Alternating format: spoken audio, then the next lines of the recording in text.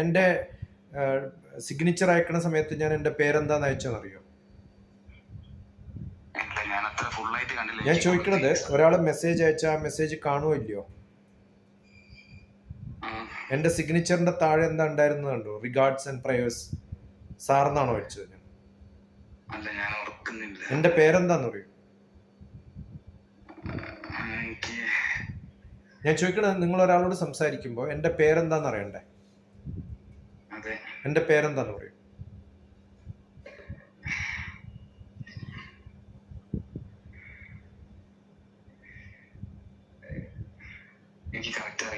അല്ല, നിങ്ങൾ വിളിക്കുന്ന ഒരാളെ അയാളുടെ പേരെന്താന്നറിയില്ല, എന്റെ വീഡിയോ കണ്ടിട്ടുണ്ടെന്ന് പറയുന്നു.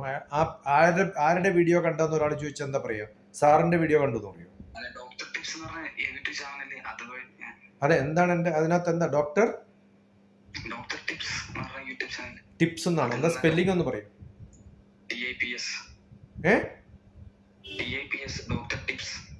TIPS എന്നുണ്ടോ അല്ല TPS എന്നുണ്ടോ? അല്ല, ഞാൻ ചോദിക്കണം, നിങ്ങൾ ഒരു സ്റ്റുഡന്റ് അല്ലേ? ഒരു കാര്യം വായിക്കുമ്പോൾ കൃത്യമായിട്ട് വായിക്കാനുള്ള കഴിവുണ്ടോന്ന് അറിയണ്ടേ? അതുണ്ടെങ്കിൽ ഡോക്ടർ TPS എന്നാണ് എഴുതിയത്. എൻ്റെ പേര് ഡോക്ടർ TPS. ഞാൻ അയച്ചിട്ടുള്ള സിഗ്നേച്ചറിൽ എല്ലാ കുന്ത്രാണ്ടും ഉണ്ട്. അതിന്റെ താഴത്ത് regards and prayers doctor TPS ഉണ്ട്. ഓക്കെ. അതുപോലെ നിങ്ങൾ 12ാം ക്ലാസ് പാസ്സായ ഒരാളാണോ? ആണോ? എന്നിട്ടാണോ അപ്പോയിന്റ്മെന്റ് എടുക്കുന്നത്? EDUKKEDATHUNDO ഇത് ഇംഗ്ലീഷ് ആണോ മലയാളമാണോ? ഞാൻ ചോദിക്കണത്, 12ാം ക്ലാസ് പാസ്സായ, കേരളം വലിയ എഡ്യൂക്കേഷന്റെ ഗ്രേറ്റ് ആളാന്നൊക്കെ പറയുന്നുണ്ട്. അതിനകത്ത് 12ാം ക്ലാസ് പാസ്സായിട്ട് വലിയ എക്സാമുകളൊക്കെ താല്പര്യമുള്ള ഒരാള്. ഞാൻ ചോദിക്കുന്നത്, നമ്മൾ അയക്കുന്ന സമയത്ത് INNUPATTUMO പട്ടുമോ ഇത് ആര് വായിക്കും ഇങ്ങനെ? വേറെ പണിയൊന്നുമില്ല നമുക്ക്. അതുപോലെ Gmeet suggest time and date എന്ന് പറഞ്ഞാൽ 7 മണിക്ക് അയക്കാൻ നിങ്ങൾ 7 മണി വരെ ബിസിയാണ്. അല്ല, ഞാൻ ചോദിക്കണത്, നിങ്ങൾ ബിസിയാണോ? ഞാൻ സജസ്റ്റ് ടൈം ആൻഡ് ഡേറ്റ് എന്ന് പറഞ്ഞാൽ ഇമ്മീഡിയറ്റ് എന്ന് പറയാനുള്ള ഒരു ബോധമില്ല. 7 മണി വരെ എന്ത് ചെയ്യാൻ പോവാ? എന്നിട്ട് ഞാൻ Gmeet അയച്ചു കഴിയുമ്പോൾ Gmeetന്റെ ലിങ്ക് ഉണ്ടാക്കണു, അത് അയക്കണു. അത് കഴിയുമ്പോഴാണ് വീഡിയോ ഓൺ ആക്കാൻ പറ്റില്ല. എനിക്ക് എന്താണ്, ചമ്മലാണോ? കാണാൻ പറ്റാത്ത അവസ്ഥയാണോ? കുറച്ചും കൂടി സീരിയസ് ആവണ്ടേ കുട്ടികള്?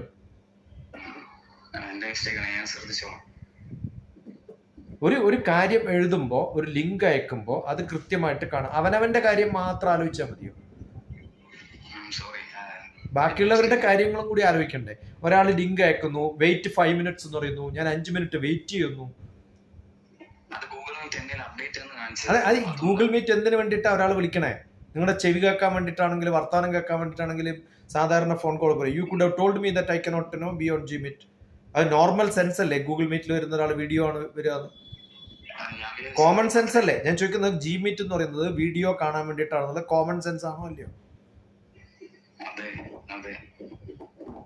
ഓക്കെ, പറയൂ, എന്താ കാര്യം പറയൂ. നിങ്ങളുടെ എഗെയിൻ സർ എന്നുള്ള വാക്ക് ഉപയോഗിക്കാണ്ട് കുറച്ച് കോൺഷ്യസ് ആയിട്ട് സംസാരിക്കൂ. ഞാൻ നിങ്ങളെ സർ എന്ന് വിളിക്കില്ല, ഞാൻ നിങ്ങളെ ഹരി എന്ന് മാത്രമേ വിളിക്കുള്ളൂ. ഓക്കെ. അതുപോലെ എൻ്റെ പേര് doctor TPS. You should address me as doctor TPS. അതുപോലെ ഒരാൾക്ക് ഒരു മെസ്സേജ് അയക്കുമ്പോൾ ഹായ് സർ എന്ന് പറഞ്ഞാൽ ഞാൻ എന്താ അതിനകത്ത് ഉദ്ദേശിക്കുന്നത്? സാധാരണഗതിയിൽ എവിടുന്നാണ്, എന്താണ് റെഫറൻസ്, എന്താണ് കാര്യം, ഇതൊക്കെ എഴുതിയിട്ടല്ലേ ഒരു മെസ്സേജ് തുടങ്ങുക. ഒരു പാരഗ്രാഫ് എഴുതാൻ നിങ്ങൾക്ക് പറ്റില്ല. ആ മെസ്സേജ് അയച്ചത് ഞാൻ യുവർ ഇൻട്രൊഡക്ഷൻ പ്ലീസ് എന്ന് കഴിഞ്ഞപ്പോഴല്ലേ. ഒരാൾക്ക് പുതിയതായിട്ടൊരു മെസ്സേജ് അയക്കുമ്പോൾ എന്തിനാണ് ഈ മെസ്സേജ് അയക്കുന്നത്, ആരാണ്, എവിടുന്നാണ്, എന്താണ് ആവശ്യം, ഇതൊക്കെ ഒരു ജനറൽ ആയിട്ടുള്ളൊരു എറ്റിക്വിറ്റി അല്ലേ? ഒരു സാധാരണ ഒരു സമ്പ്രദായം അല്ലേ? ആണോ അല്ലയോ? ഇതൊക്കെയാണ് മനുഷ്യന് അത്യാവശ്യമായിട്ട് വേണ്ടത്. കമ്മ്യൂണിക്കേഷൻ സ്കിൽ എന്ന് പറയുന്നത് how to approach somebody, how to talk to somebody, how to present yourself, how to understand the situation. ഇതൊക്കെയാണ് കമ്മ്യൂണിക്കേഷൻ സ്കില്ല്. ഇതൊന്നും വിദ്യാഭ്യാസത്തിന് കൊടുക്കാൻ പറ്റില്ലെങ്കിൽ പിന്നെ എന്ത് ചറപറ വിദ്യാഭ്യാസം? ഏത് സ്കൂളിലാണ് പഠിച്ചത്? ഞാൻ കോഴിക്കോട്ടുള്ള ഒരു സ്കൂളാണ്. ഏത് സ്കൂളാ? പയ്യോളി, GHSS പയ്യോളി. ഓക്കെ, ഇനി എന്താ പ്ലാൻ? ഞാൻ റിപ്പീറ്റർ ആയിരുന്നു നീറ്റിന്റെ. അത് എല്ലാ കേരളത്തിലെ എല്ലാവർക്കും ഉള്ള ഒരു വ്യാധിയാണ്. അത് പോട്ടെ, ഇപ്പൊ അല്ലാത്ത ആരെങ്കിലും കണ്ടുപിടിക്കാനാ ബുദ്ധിമുട്ട്. കേരളത്തിൽ മാത്രമുള്ള ഒരു അസുഖമാണ് 12ാം ക്ലാസ് കഴിഞ്ഞാൽ വിദ്യാഭ്യാസത്തിന് ഒരു വിലയില്ല, അതുകൊണ്ട് റിപ്പീറ്റ് ചെയ്യണം എന്നുള്ളത് നിർബന്ധമാണ്. അതെവിടെയാ പോയത്? ഓക്കെ, സൈലം പാല 2 സ്ഥലമേ ഉള്ളൂ. പണ്ട് പാല മാത്രമേ ഭ്രാന്തന്മാരുണ്ടാവാറുള്ളൂ, ഇപ്പൊ സൈലത്തിലും ഭ്രാന്തന്മാരുണ്ട്. അടുത്ത പരിപാടി. എനിക്ക് അറിയേണ്ടത് ബിടെക് അഗ്രികൾച്ചർ എഞ്ചിനീയറിംഗിനെ കുറിച്ചും BSc അഗ്രികൾച്ചർ എഞ്ചിനീയറിംഗ് ഇതാണ് തമ്മിലുള്ള ഡിഫറൻസിനെ കുറിച്ചായിരുന്നു. BSc എന്ന് പറയുന്നത് സയൻസ് ആണ്, തിയറട്ടിക്കൽ ആണ്. ടെക് എന്ന് പറഞ്ഞാൽ എപ്പോഴും സ്കില്ലാണ്, എന്ന് വെച്ചാൽ പ്രാക്ടിക്കൽ ഉണ്ടാവും, ലാബോറട്ടറി ഉണ്ടാവും. ടെക് സാധാരണ 4 വർഷമാണ്, BSc 3 വർഷമാണ്. ഇതിന്റെ രണ്ടിന്റെയും സിലബസ് എടുക്കുക, കമ്പയർ ചെയ്യുക.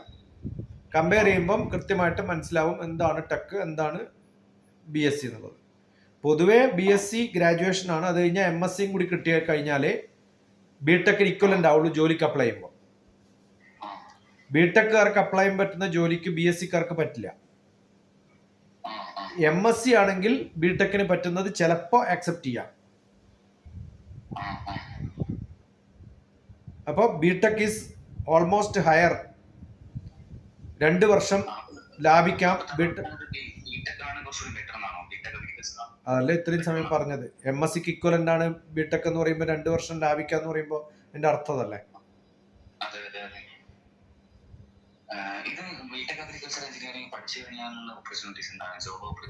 ഏതിന്റെ ജോബ് ഓപ്പർച്യൂണിറ്റിയും പ്രൊഫഷണൽ എന്നാണ് ഇതിന്റെ പേര്. ബിടെക് എന്ന് പറഞ്ഞാൽ പ്രൊഫഷണൽ ആണ്. പ്രൊഫഷണൽ എന്ന് പറഞ്ഞാൽ ജോബ് ഓപ്പർച്യൂണിറ്റി അല്ല, അവനവന് പ്രാക്ടീസ് ചെയ്യാൻ കഴിവുണ്ടാവുക എന്ന് അർത്ഥം. ഒരാൾ പ്രൊഫഷണൽ എന്ന് പറഞ്ഞാൽ എന്താ അർത്ഥം? അയാൾക്ക് അയാളുടെ പണി അറിയാം. അയാളുടെ പണി അറിയെങ്കിൽ ആരെങ്കിലും പണി കൊടുക്കണോ അയാൾക്ക്? അപ്പൊ സ്വന്തമായിട്ട് അഗ്രികൾച്ചറുമായിട്ട് റിലേറ്റഡ് ആയിട്ടുള്ള എക്യുപ്മെന്റ്സ് ഉണ്ടാക്കാനും അതിനെ മാനുഫാക്ചർ ചെയ്യാനും അതിന്റെ പ്രൊഡക്ഷൻ കമ്പനി തുടങ്ങാനും അത്തരം ഇന്നോവേഷൻ ആയിട്ടുള്ള പുതിയ എക്യുപ്മെന്റ്സ് കണ്ടുപിടിക്കാനും ഒക്കെയുള്ള കഴിവ് അയാൾക്ക് ഉണ്ടാവണം എന്നാണ് അർത്ഥം.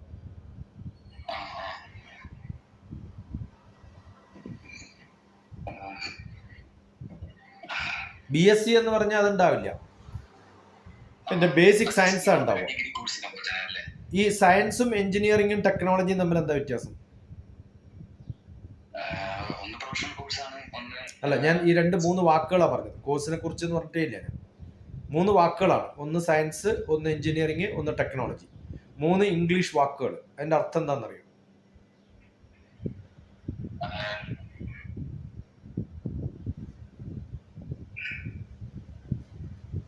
അത് അഗ്രികൾച്ചർ ആണോ ബയോടെക് ആണോ അതൊക്കെ പോട്ടെ, ഞാൻ ചോദിക്കുന്നത് 3 വാക്കുകൾ. ഒന്ന് സയൻസ്, ഒന്ന് എഞ്ചിനീയറിംഗ്, പിന്നെ ടെക്നോളജി. ഈ 3 വാക്കുകൾ ആ ക്രമത്തിലാണ് അതിന്റെ സീക്വൻസ്. അതെന്താന്ന് അറിയോ എന്നാണ് ചോദിച്ചത്. കറക്റ്റ് അല്ല, അറിയില്ല. സയൻസ് എന്ന് പറഞ്ഞാൽ തിയറിയാണ്,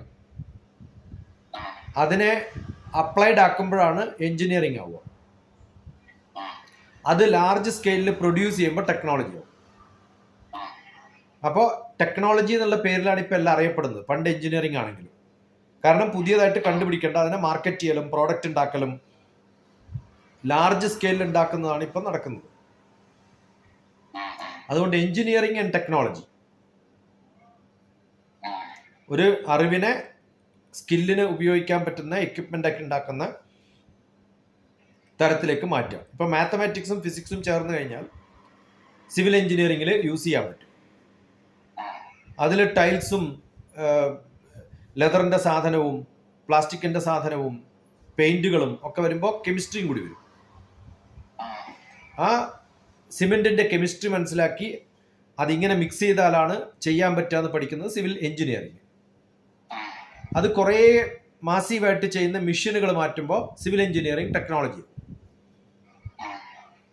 അതാണ് ഇതിന്റെ ബേസിക് ഡിഫറൻസ്. അപ്പം അഗ്രികൾച്ചറൽ സയൻസ് എന്ന് പറഞ്ഞാൽ ബേസിക് ആയിട്ടുള്ള മണ്ണിന്റെ ഗുണം അത്തരം സംഭവങ്ങളൊക്കെ പഠിക്കുള്ളൂ. ടെക്നോളജി എന്ന് പറയുന്ന സമയത്ത് മെഷീന് തെങ്ങിന്റെ മുകളിൽ കയറാനുള്ളൊരു മെഷീൻ ഉണ്ടാക്കണമെങ്കിൽ അത് അഗ്രികൾച്ചർ ടെക്നോളജി ആയിട്ട് മാറും. ഉഴുതുമറിക്കാനുള്ള ട്രാക്ടർ എന്ന് പറയുന്നത് സയൻസ് അല്ല, ട്രാക്ടർ എന്ന് പറയുന്നത് ടെക്നോളജിയാണ്. പക്ഷെ അതിനകത്ത് വർക്ക് ചെയ്യുന്ന കമ്പസ്റ്റൻ എഞ്ചിൻ എങ്ങനെ ഉണ്ടാക്കി, എങ്ങനെയാണ് പെട്രോളിനെയോ ഡീസലിനോ കത്തിച്ചിട്ട് വീല് മൂവ് ചെയ്യാൻ പറ്റുന്നത് എന്ന് ഒരാൾ കണ്ടുപിടിച്ചിട്ടുള്ള എഞ്ചിനീയറിംഗ്. ആ എഞ്ചിനീയറിംഗ് പലതിലും ഉപയോഗിക്കും, പല ടെക്നോളജികളിലും എഞ്ചിനീയറിംഗ് ഉപയോഗിക്കും, പല എഞ്ചിനീയറിംഗിലും പല സയൻസുകളും ഉപയോഗിക്കും. അതുകൊണ്ടാണ് ക്രമത്തിൽ സയൻസ്, എഞ്ചിനീയറിംഗ്, ടെക്നോളജി എന്ന് ഞാൻ പറഞ്ഞത്. നമ്മൾ വായിക്കുന്ന കാര്യങ്ങൾ കൃത്യമായിട്ട് വായിക്കുക. നമ്മൾ ഓരോ വാക്കുകളും ഡിക്ഷണറിയിൽ നോക്കിയിട്ട് മനസ്സിലാക്കുക. ഇംഗ്ലീഷ് ആയിട്ട് തന്നെ എഴുതുക. ഇതൊക്കെ ബേസിക് അല്ല മോന്റെ മാത്രമല്ല, കേരളത്തിൽ എല്ലാവരും ഇതാണ് ചെയ്യണത്.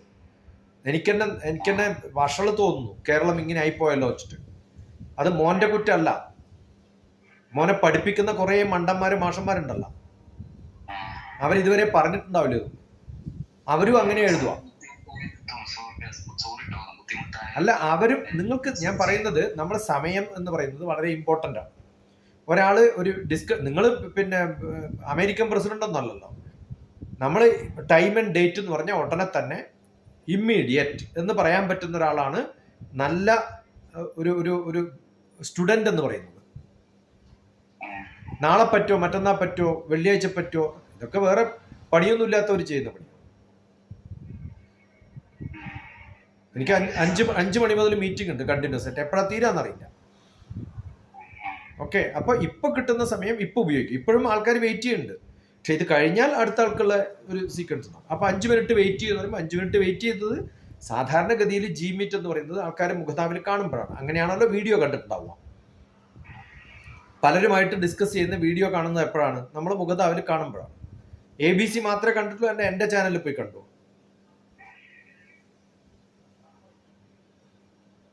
ABC മാത്രമേ കണ്ടിട്ടുള്ളൂ, എന്റെ ചാനലിൽ പോയി കണ്ടുവോ? അതെ, അതിനകത്ത് ഓരോ സബ്ജക്റ്റും ഡിസ്കസ് ചെയ്യുന്നുണ്ട്.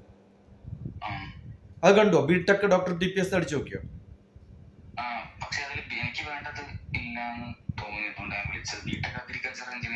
നന്നായി. ഇപ്പം ബിടെക് അഗ്രികൾച്ചറൽ എഞ്ചിനീയറിംഗിന്റെയും കൂടി ആയല്ലോ.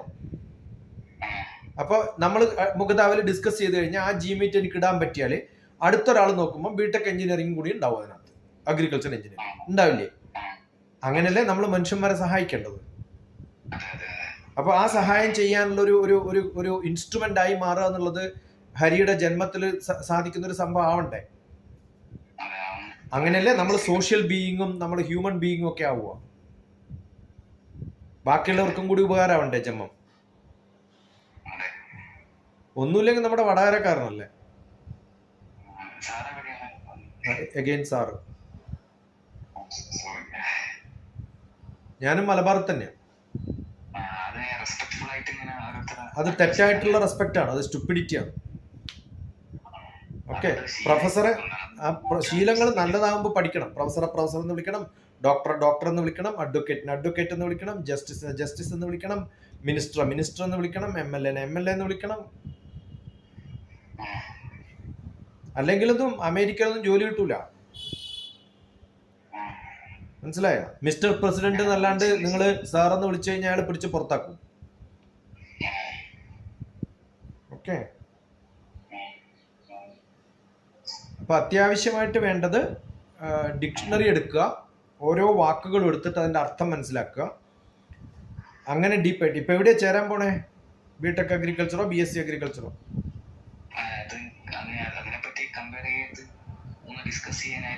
അതെ, നീറ്റിനാണ് ഇപ്പൊ കിട്ടിയിട്ടുള്ളത്. നീറ്റിൽ ഓപ്ഷൻ ഉള്ളത് ബിടെക് ആണ്, അല്ലെങ്കിൽ BSc അഗ്രികൾച്ചർ ആണ്. അപ്പൊ ഏതിന് എവിടെ കിട്ടും? അതെ, ഏകദേശം നമ്മുടെ മനസ്സിലൊരു ധാരണ ഉണ്ടാവുമല്ലോ. അതെവിടെയാ? ഒരു കാര്യം ചോദിച്ചോളൂ, ഈ പ്രൈവറ്റ് ആയിട്ട് പോകുന്ന പ്രശ്നമാകുമോ? നമുക്ക് നല്ലതായിരിക്കുമോ? എന്താ ഈ പ്രൈവറ്റ് ആയിട്ട് പോകണമെന്നൊന്നും അർത്ഥം? അതായത് വേറെ എനിക്ക് ഇതിൽ വെച്ചിട്ട് ഈ നീറ്റിന്റെ സ്കോർ വെച്ചിട്ട് കിട്ടും തോന്നുന്നു. അപ്പം കേരളത്തിൽ വേറെ എവിടെയും അതെ, എവിടെയാണ് എന്നും കൂടി അതല്ലേ ചോദിക്കുന്നത്, എവിടെയാ ചേരണേന്ന് ചോദിക്കുന്ന കാരണം അതല്ലേ. ഞാനൊരു ആഡ് കണ്ടിരുന്നു. JCET പാലക്കാടുള്ള ഒരു JCET ജവഹർലാൽ ഇൻസ്റ്റിറ്റ്യൂട്ട് എന്ന് പറഞ്ഞ JCET പാലക്കാടുള്ള ഒറ്റപ്പാലം. ഏതാണെങ്കിലും കുഴപ്പമില്ല, ഏത് യൂണിവേഴ്സിറ്റിയുടെ ഡിഗ്രിയാണ്, ടെക്നോളജി ആണെങ്കിൽ AICT അപ്രൂവ്ഡ് ആണോ, ഇതൊക്കെ ആണെങ്കിൽ കാശ് കൊടുത്തിട്ട് ചേരാൻ പറ്റും. വേറെ എവിടെയും കിട്ടില്ല എന്നും കാശ് കൊടുത്ത് ചേരാം. അത്രയും ഇഷ്ടമുള്ള ഒരു പ്രോഗ്രാം ആണെങ്കിൽ അതിന് പോകുന്നതിന് കുഴപ്പമൊന്നുമില്ല. അല്ല, അതൊക്കെ അഡ്വർടൈസ്മെന്റ് ആയിരിക്കും. കൃത്യമായിട്ട് NAC അക്രഡേഷൻ എന്ന് പറഞ്ഞത് ഒരു കോഴ്സിന് ഒരു കൊല്ലത്ത് കിട്ടുന്നതാണ്. അത് എല്ലാ കൊല്ലവും റിവൈസ് ചെയ്ത് കൊണ്ടുവരും. അപ്പൊ അതൊക്കെ ഉണ്ടാവും.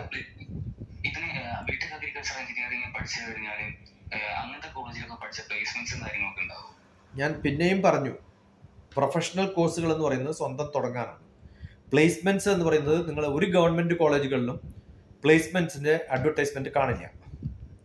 കാരണം ഗവൺമെന്റ് കോളേജിന് അങ്ങനത്തെ അഡ്വർടൈസ് ചെയ്യേണ്ട പണിയില്ല. രണ്ടാമത്, പ്ലേസ്മെന്റ് എന്ന് പറയുന്ന കമ്പനികൾ വരുന്നതൊന്നും നല്ല കമ്പനികളാവണമെന്നില്ല. ആരെങ്കിലും കളക്ടർ ആക്കാൻ വേണ്ടിയിട്ട് കോളേജിൽ പോയിട്ട് പ്ലേസ്മെന്റ് എടുക്കുക, ജഡ്ജ് ആക്കാൻ വേണ്ടി എടുക്കുക, പൊളിറ്റീഷ്യൻ ആക്കാൻ എടുക്കുക, പോലീസിനാക്കാൻ എടുക്കുക, മിലിറ്ററി എടുക്കുക, സ്പേസ് സയൻസ് എടുക്കുക. അപ്പൊ ഏതെങ്കിലും പ്രൈവറ്റ് കമ്പനി പോയിട്ട് ആൾക്കാർ എടുക്കുന്നത് അവർ തമ്മിലുള്ള ഒരു അണ്ടർസ്റ്റാൻഡിങ് ആയിരിക്കും. കാശ് അങ്ങോട്ടോ ഇങ്ങോട്ടോ കൊടുക്കുന്നുണ്ടാവും. ഇത്രയും ചോദിച്ചത് ഡൗട്ട് തന്നെയല്ലേ? ഓരോന്ന് ചോദിച്ചോണ്ടിരിക്കല്ലേ, പിന്നെ അതിന്റെ ഇടയിൽ എന്തിനു ചോദിച്ചോട്ടെ ചോദിക്കണേ?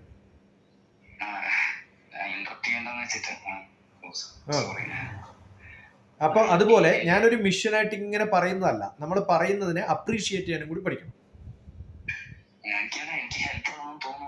അല്ല, ഞാൻ പറയുന്നത് അതൊക്കെ ശരി. ഈ സംസാരിക്കുന്നതിനിടയിൽ ഈ നമ്മുടെ ഈ മിഷനിലിട്ട് കാശിട്ട് ഇങ്ങനെ ഓരോ സംഭവങ്ങൾ ചെയ്യുന്ന പോലെ അല്ല. ഈ പറയുന്ന ഒരാളോട് അത് റെസ്പോണ്ട് ചെയ്യണം. ശരിയാണ്, എനിക്ക് മനസ്സിലായി, ഇപ്പോഴാണ് എനിക്ക്. അങ്ങനെ ആകുമ്പോൾ കുറച്ചും കൂടി ഒരു ഇൻട്രസ്റ്റ് ഉണ്ടാവും. അത് മലബാറുകാർക്ക് കുറവാണ്, അതുകൊണ്ടാണ് കൃത്യമായിട്ട് പറയണം. അടുത്ത ചോദ്യം ചോദിക്കുക. അല്ല, ഇത് സമയത്തിന് കുഴപ്പമൊന്നുമില്ല, അതുകൊണ്ട് ഇയാൾ നന്നാവുവാങ്ങ പിന്നെ എന്താ കുഴപ്പം? അതിന് വേണ്ടിയിട്ടാ ചെയ്യണം. അടുത്ത ചോദ്യം. ഈ BSc അഗ്രികൾച്ചർ പഠിച്ചാൽ BSc വഴി അഗ്രികൾച്ചർ ഓഫീസർ എന്ന് പറഞ്ഞ ഒരു പോസ്റ്റ് ഇല്ലേ, അത് ബിടെക് അഗ്രികൾച്ചർ പഠിച്ചാലും നമുക്ക് എഴുതാൻ പറ്റും BSc വഴി? ഈ ബിടെക് ആയാലും BSc ആയാലും ഒരു കാര്യം ചെയ്യാം, അഡ്വർടൈസ്മെന്റ്സ് ഇതേ സാധനം വെച്ചിട്ടൊന്ന് സെർച്ച് ചെയ്ത് നോക്കാം. കാരണം ബിടെക് അഗ്രികൾച്ചർ എഞ്ചിനീയറിംഗ് ഒക്കെ ഇപ്പോഴുണ്ടായത്. പണ്ട് BSc അഗ്രികൾച്ചർ മാത്രമേ ഉള്ളൂ. അപ്പൊ പണ്ടുള്ള എല്ലാ ഓഫീസർമാരും BSc അഗ്രികൾച്ചർ കഴിഞ്ഞവരാണ്. BSc നഴ്സിംഗ്, BSc അഗ്രികൾച്ചർ ആണ് സാധാരണ MBBSന് കിട്ടാത്തവരുടെ ഒരു ഓപ്ഷനായിട്ട് കുറെ കാലമായിട്ട് നീറ്റ് കഴിഞ്ഞാൽ ഉണ്ടാവുന്നത്. അപ്പൊ BSc അഗ്രികൾച്ചർ കഴിഞ്ഞവരാണ് അന്നൊക്കെ പോസ്റ്റ് ചെയ്യപ്പെട്ടിട്ടുള്ളത്. തൊട്ടടുത്തുള്ള അഗ്രികൾച്ചർ ഓഫീസിൽ പോയി ചോദിച്ചു നോക്കുക നിങ്ങളുടെ ക്വാളിഫിക്കേഷൻ എന്നാണ്, അവർ കൃത്യമായിട്ട് പറഞ്ഞു തരില്ലേ. അവരൊക്കെ BSc അഗ്രികൾച്ചർ പഠിച്ചവരായിരിക്കും.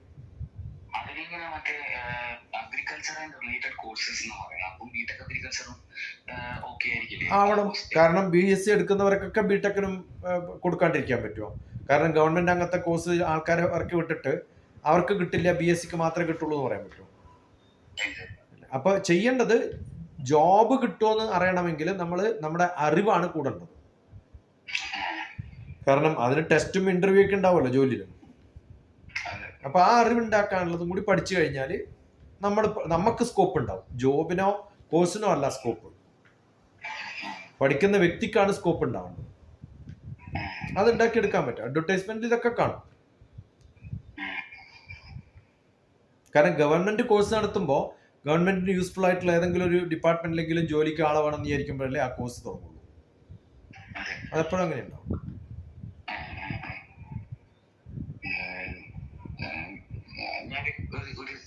ചോദിച്ചോട്ടെ, അതായത് ഇതിന്റെ സൈഡായിട്ട് ഞാൻ ഇപ്പൊ നീറ്റൊക്കെ എന്തായാലും കിട്ടില്ല എന്നുള്ളൊരു ഇത് വന്നത് കൊണ്ട് വീട്ടിൽ പറയുന്നത് BSc പ്രിപ്പയർ ചെയ്തോ ഈ രീതിയിലാണ് സംസാരിക്കുന്നത്. അപ്പൊ അത് ബെറ്റർ ആയിരിക്കും BSc പ്ലേ. അല്ല, നിങ്ങൾക്ക് ഇപ്പം ഇന്നിപ്പോ നമ്മൾ 1 മണിക്കോ 2 മണിക്കോ വിളിക്കുമ്പം 7 മണിക്കേ സമയമുള്ളൂ എന്ന് പറയുന്ന ഒരാള് ഒരു കോഴ്സിന് ചേർന്ന് കഴിഞ്ഞാൽ എന്ത് പറ്റും? ഇത് കഴിഞ്ഞിട്ടേ എനിക്ക് സമയമുള്ളൂ എന്ന് പറയും. ശരിക്കും അങ്ങനെയാണോ? ഇഷ്ടംപോലെ സമയം ഉണ്ടാവില്ലേ ജീവിതത്തിൽ? നിങ്ങൾ ഏത് കോഴ്സിന് ചേർന്നാലും എത്ര ബിസി ആയാലും എന്നാലും ആവശ്യത്തിന് സമയം കണ്ടെത്താലോ. നമ്പർ 1. നമ്പർ 2, ഈ PSC ക്കൊക്കെ ചോദിക്കുന്നത് ജനറൽ നോളജ് അല്ലേ? കമ്മ്യൂണിക്കേഷൻ സ്കില്ല്, ഇന്റർപേഴ്സണൽ റിലേഷൻഷിപ്പ്, അതുപോലെയുള്ള logical reasoning, analytical skill, mathematical ability, ഇതൊക്കെയാണ് വൊക്കാബുലറി, ഇംഗ്ലീഷ് കോംപ്രഹെൻഷൻ, ഇതൊക്കെയാണ് ചോദിക്കുക. ഇത് പഠിച്ചു കഴിഞ്ഞിട്ട് ചെയ്യേണ്ടതാണോ അല്ല 1ാം ക്ലാസ് മുതൽ തുടങ്ങേണ്ടതാണോ? അതെ, അതിപ്പോ ഇത് കഴിഞ്ഞിട്ടാണോ ഞാൻ പ്രിപ്പയർ ചെയ്യേണ്ടതെന്ന് ചോദിച്ചാൽ എന്ത് ക്വസ്റ്റ്യൻ ആണെന്ന് ആലോചിച്ച് നോക്കും. അത് എല്ലാ വിദ്യാഭ്യാസം ചെയ്യുന്ന ഒരാളും പഠിക്കാൻ തുടങ്ങുന്നത് മുതൽ കിട്ടുന്ന നോളജാണ് അവസാനം ടെസ്റ്റ് ചെയ്യപ്പെടുന്നത്. അത് എത്രത്തോളം ബെസ്റ്റായിട്ട് ചെയ്യാൻ പറ്റുമോ അത്രത്തോളം നന്നായിട്ട് ചെയ്യാം. അപ്പോൾ ഈ ഒരു മെസ്സേജ് കഴിഞ്ഞ ഉടനെ തന്നെ, ഇപ്പൊ കോച്ചിങ് എന്ന് പറയുന്നത് ഏതെങ്കിലും തോറ്റിട്ടുള്ള ആൾ ചെയ്യുന്ന സ്ഥലത്തല്ല പോണ്ടത്. ആ തോറ്റിട്ടുള്ള ആളും മെസ്സേജ് അയക്കുമ്പോൾ ഇങ്ങനെ അയക്കുക. തോറ്റിട്ടുള്ള ആളും ഇതേപോലെ തന്നെയാണ്. വേറെ പണിയൊന്നും കിട്ടാത്തതുകൊണ്ടായിരിക്കും PSC കോച്ചിങ് സെന്റർ തുടങ്ങിയിട്ടുണ്ടാവുക. അപ്പോൾ അതല്ല വേണ്ടത്. കൃത്യമായിട്ട് നമുക്ക് ഇത് പഠിക്കാനുള്ള സിലബസ് നോക്കുക, സ്വന്തം ഇരുന്ന് പ്രിപ്പയർ ചെയ്യുക. അതിനൊരു ഡയറക്ഷൻ കൊടുക്കാനുള്ള ചില മെത്തഡോളജികളൊക്കെ നമ്മൾ ചെയ്യുന്നുണ്ട്. ഇതൊക്കെ വേണമെങ്കിൽ നമ്മുടെ യൂട്യൂബ് കണ്ടു കഴിഞ്ഞാൽ അതിനകത്തൊക്കെ ഉണ്ട്. അതൊന്നും കണ്ടിട്ടില്ല എന്ന് എനിക്ക് മനസ്സിലായി, അതുകൊണ്ടാണ് ഞാൻ ഇങ്ങനെ സംസാരിക്കുന്നത്. നമ്മൾ ആദ്യം ചെയ്യേണ്ടത് യൂട്യൂബിൽ പോവുക, കംപ്ലീറ്റ് കാര്യങ്ങൾ കാണിക്കുക. ഞാനൊരു സിഗ്നേച്ചർ അയച്ചു കഴിഞ്ഞപ്പോൾ ഞാൻ 1:26 ഞാൻ അയച്ചത്. അത് കഴിഞ്ഞിട്ട് 1 മിനിറ്റ് പോലും അതിലൊന്നും ക്ലിക്ക് ചെയ്ത് കാണാൻ മനക്കെട്ടിട്ടാന്ന് കണ്ടാൽ മനസ്സിലാവും. നമ്മളൊരു മെസ്സേജ് അയച്ചു കഴിഞ്ഞാൽ അതിനകത്ത് കുറേ ലിങ്കുകളുണ്ട്. ആ ലിങ്കുകളൊക്കെ തപ്പി നോക്കിയിട്ടാണ് ആൻസർ ചെയ്യുന്നുണ്ടെങ്കിൽ നമുക്ക് അയാളെ കണ്ടാൽ മനസ്സിലാവും. നമ്മൾ വെറുതെ അല്ലല്ലോ ഇത് അയക്കുന്നത്, ഇത് കാണാൻ വേണ്ടിയിട്ടല്ലേ അയക്കണേ. അപ്പൊ അത് കണ്ടു എന്ന് നമുക്ക് മനസ്സിലാവും. കാരണം എന്ന് വെച്ചാൽ അതിന്റെ റിപ്ലൈ വരുന്നത് ചടപടാന്ന് വരുന്നുണ്ട്. അപ്പൊ ഈ അയക്കുന്ന ഒന്നും ശ്രദ്ധിക്കുന്നില്ല എന്ന് മനസ്സിലായി. ഓക്കെ, അങ്ങനെയല്ല വേണ്ടത്.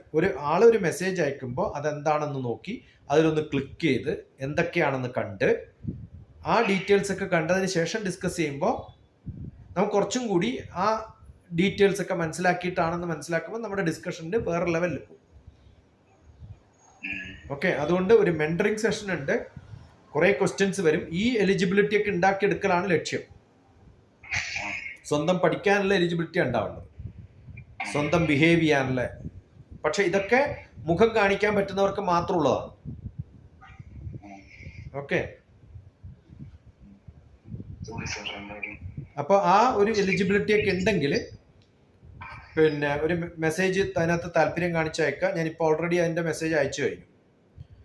ഓക്കെ, അത് വായിച്ചു നോക്കാം, എന്നിട്ട് റെസ്പോണ്ട് ചെയ്യാം. Fine, okay.